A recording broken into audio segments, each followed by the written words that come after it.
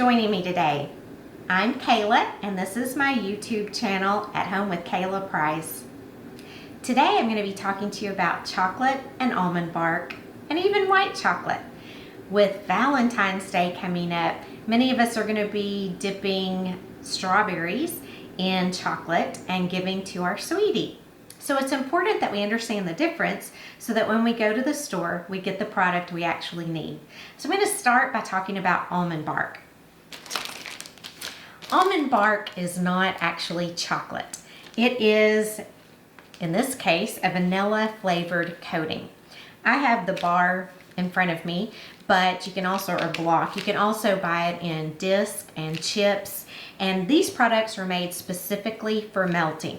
They do not need tempering.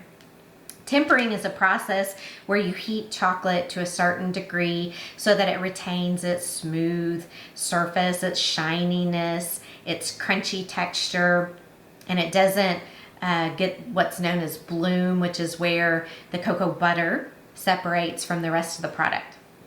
Now, to be considered chocolate, real chocolate, a product must have cocoa solids and cocoa butter. These almond barks, they don't actually have either of the two. They're made up of vegetable fats, sugars, flavorings, and colorings. In the case of this one and the chocolate that I have in front of me, they both use palm kernel oil as their fat.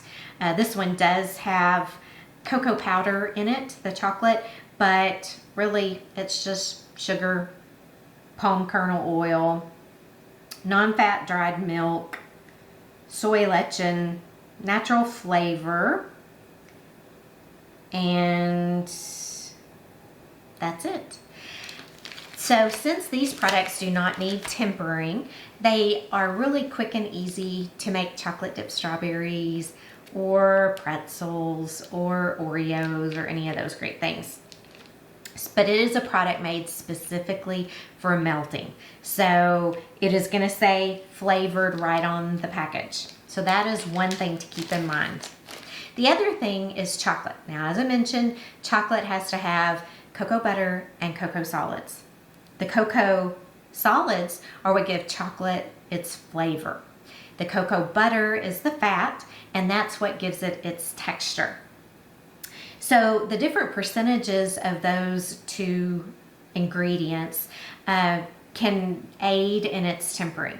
If you get a product that is at least 35% cocoa solids and at least 31% cocoa butter, you're going to have a much easier time of tempering. Those are the products that professional pastry chefs are always looking for, or professional chocolatiers, is at least those two percentages. The products I have in front of me, the milk chocolate, semi-sweet chocolate, and dark chocolate, they're actually chocolate chips, and these are usually used more for making cookies or dessert breads, that sort of thing. If you're going to actually be melting your chocolate for chocolate dipped strawberries and tempering, then you're probably actually going to want to invest in one of the bar chocolates. I know a brand that we often see in the grocery stores is Baker's Secret, maybe, or Baker's Sweet. Anyway, it's a block, and it's going to be more likely to tell you what percent of cocoa solids and cocoa butters it has. You can also get some of the Ghirardelli or some of the higher end, more expensive chocolates, bars that are perfect for tempering.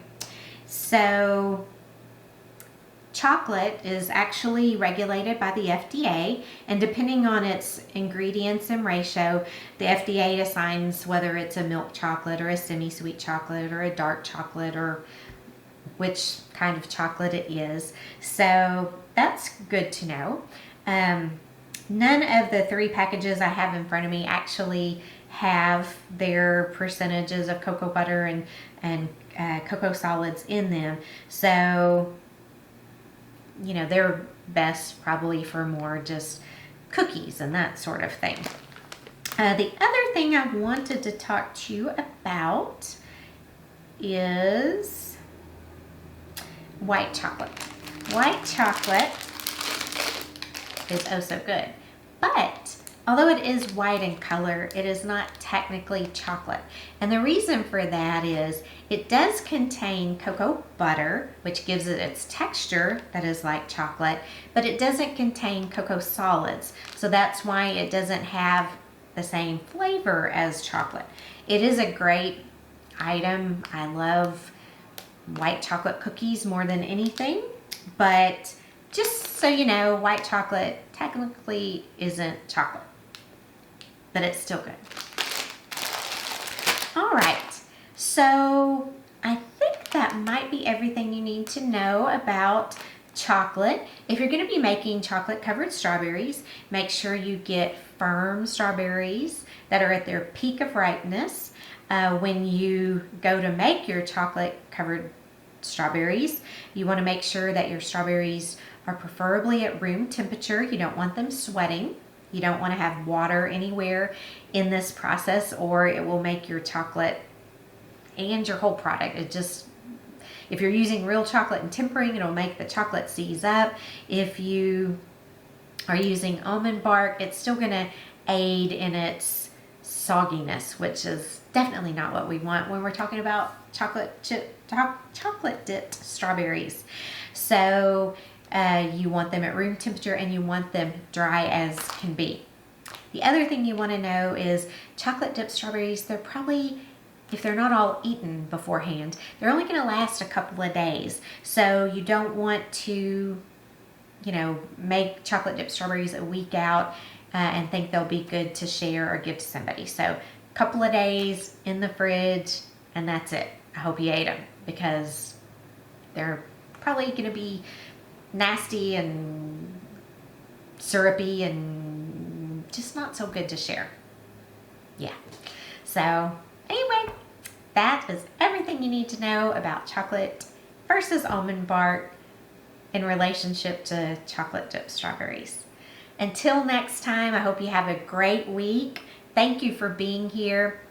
If you would, please subscribe and hit the bell icon because I don't want you to miss the next video. Y'all take care.